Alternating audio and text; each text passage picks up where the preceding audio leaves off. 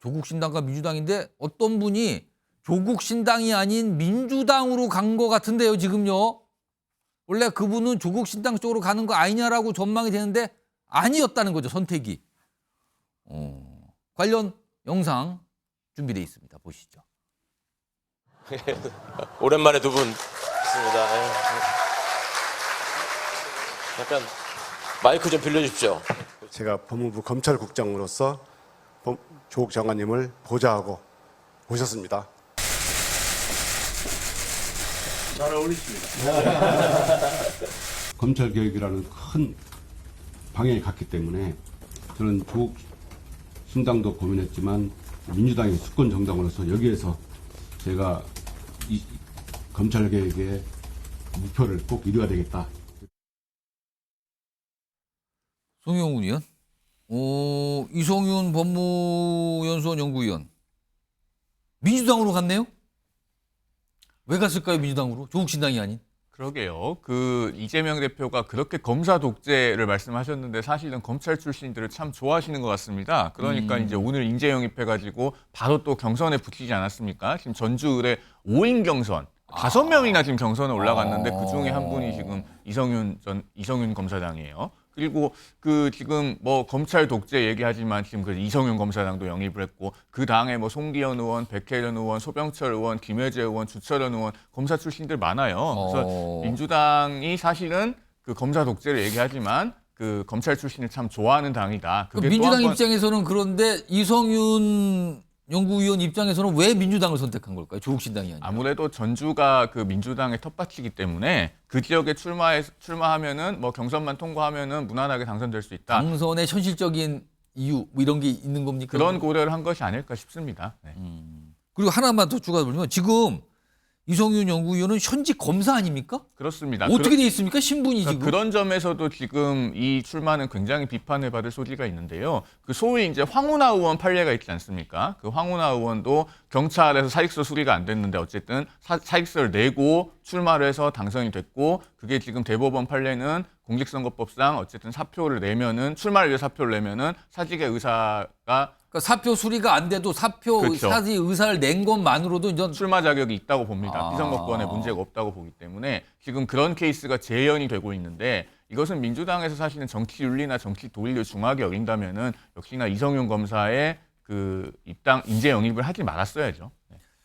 조영주 민주당 부대변인 지금 사실은 민주당에서 말씀들은 잘 알지만 뭐 이렇게 들어보면 걱정하는 것 중에 하나가 조국 신당이 등장하면서 민주당의 지지층들이 조금 이탈하는 거 아니냐. 뭐 여론조사 이런 걸 인용하면서 그런 분석을 하시는 분이 있는데 민주당 입장에서 이성윤 연구위원을 영입한 거는 이런 민주당 지지층 이탈을 좀 막아보자 이런 의사도 있다고 봐야 되는 겁니까?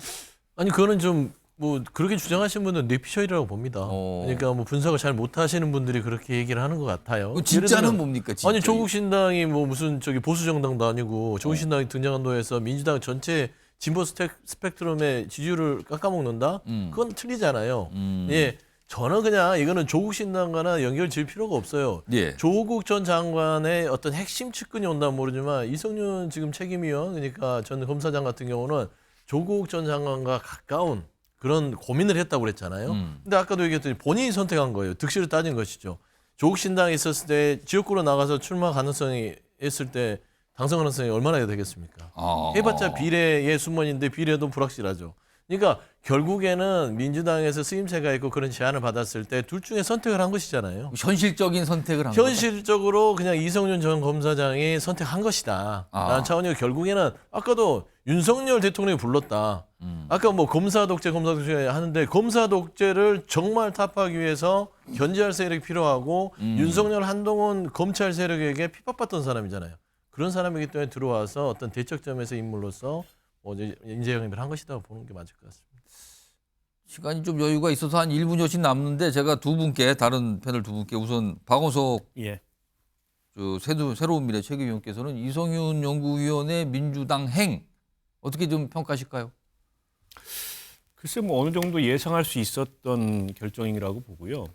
전주 을에서 아마 경선을 치르고 예. 선거에 나설 모양인데 입당 이전부터 그런 소문이 좀 돌았습니다. 물론 조국 전 장관 아까 북콘서트 가고 해서 조국 신당 입당하는 거 아니냐. 본인도 그것도 이제 검토했다고 얘기를 하는데 좀 아까 서영주 대변인이 얘기했듯이 안정적이잖아요.